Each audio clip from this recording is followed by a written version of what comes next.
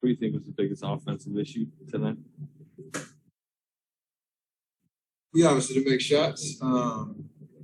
They pressured obviously me all night long. Tyler was obviously a pretty long defender. They were trying to force us into the paint, make the extra pass, and we kind of did that early.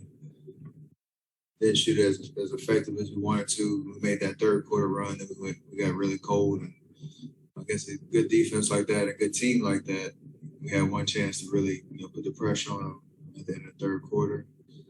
And they slowly walked us down in the fourth quarter. Moved the ball pretty well. I think we took good care of it. Just didn't knock down enough shots to give ourselves a chance down the stretch. And Joel's he's a problem down there. And when you have a chance to be a team like that on the road, you really got to put your foot on the throats. Down the stretch of that third quarter, we didn't do that.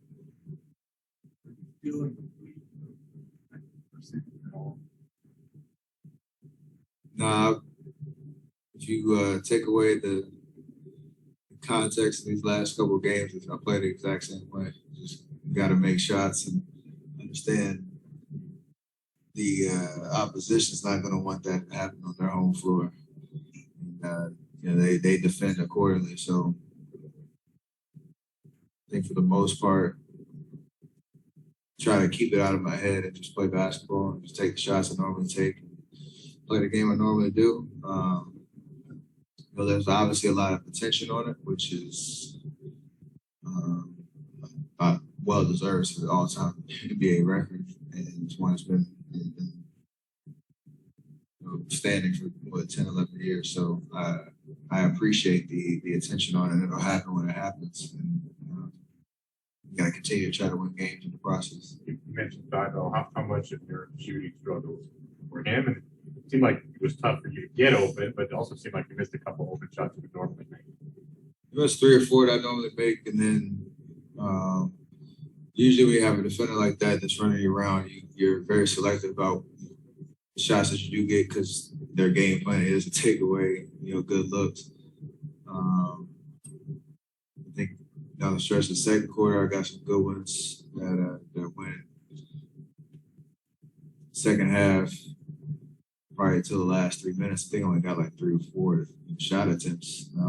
And that was not just him, but Joel kind of floating all around the floor, trying to take away some good looks. They were flying around on most possessions. And I don't know, out of the 48 threes that we got, I bet you 40 of them were really good looks. It's not just me, but everybody. So it's tough to win games if you shoot 25% on those type of shots. So just got to stick with the program, how we play basketball. You got to the rim more in the first half, mid-range. Didn't do that as much in the second half. Do you wish you did more of that in the second half? I mean, I watched the film, but it's mostly the attention that you get. You come up the screen, there's another body. Get around, there's another body. So it's not like it's just easy to just get those shots. You got to take what the defense gives you. And, we swung the ball around really well. JP got hot in the second half. We got decent looks spread around. And I like our chances if we get those looks night after night, knowing I'll shoot better. Our team will shoot better as a whole. Like I said, the record's cool, but it's also we created pretty good shots all night. So gotta live with that. It's not gonna go your way every night. But you probably know that as a report that the Warriors are strongly considering resting you one day against Indiana. I know you probably never want to rest, but given 2 back-to-backs here in the next rest of the trip, would you understand if that happens? Have you talked about it? What are you feeling on that?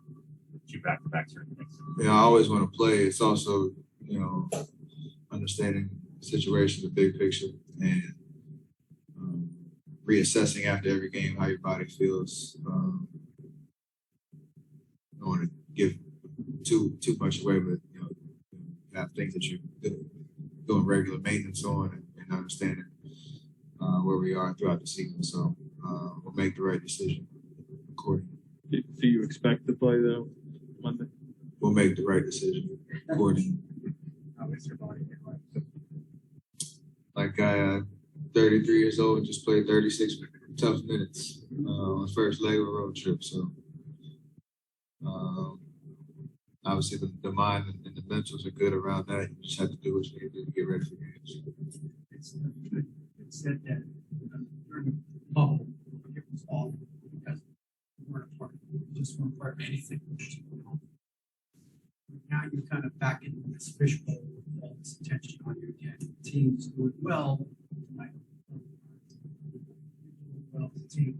I just wonder what it's like to kind of be back under this kind of scrutiny of being one of the top 2 or 3 teams, expectations being higher.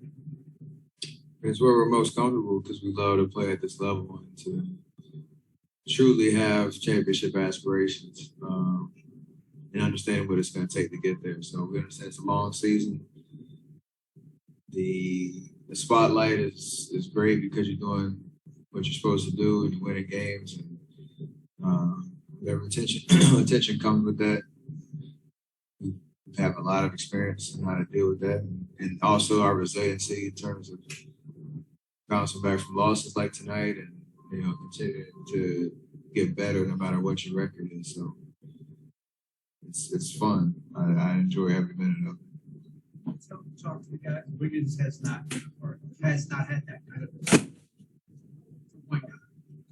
Talk to the guys that maybe weren't around the first go around to kind of say, look, this is what it's going to be like every night. You mentioned it a couple of times, but you also just encourage the little things that affect winning a playoff game, a playoff series, and a championship. So that's the biggest thing to be aware of throughout the year. There are little things when it comes to defensive effort, just high IQ plays, constant energy and effort every single night that you definitely shout out and encourage along the way. Because everybody can fall in love with, he's shooting 3-ball well, or specific shooting numbers, or just anything that jumps off a stat sheet. But it's the little things that between the lines that help you, create that playoff type mentality, and that dog that needs to show up in those games. So that's the only thing you really talk about throughout the year.